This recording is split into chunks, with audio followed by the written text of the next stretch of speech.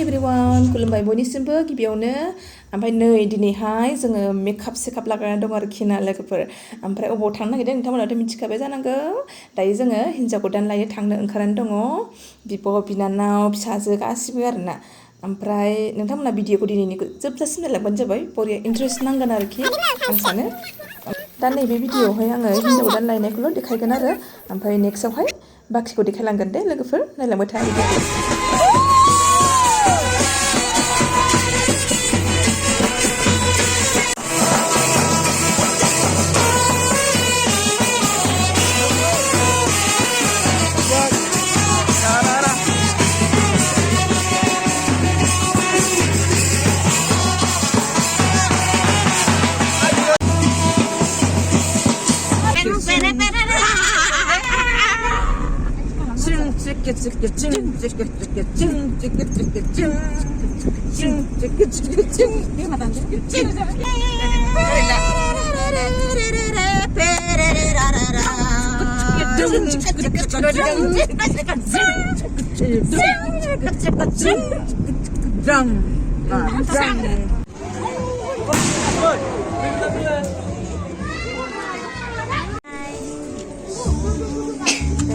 जोङो हाबायाव फैदों ओमफ्राय हिन्जाव गोदानखौ लांनो फैदों जोङो खोमसिसोहाय नै नङा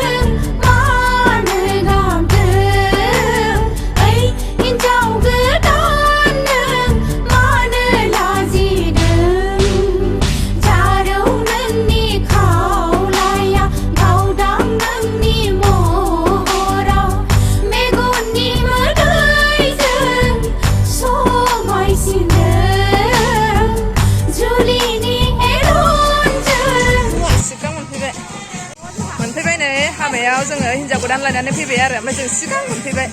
नालाय सिख्लाफ्रा इयाव बिदि जाबाय आरो दा थिगसे मोसानोसैसो र' हिन्जाव गोदानजों गाखोफानाय जायासै बिब' गाखोफाबाय आरो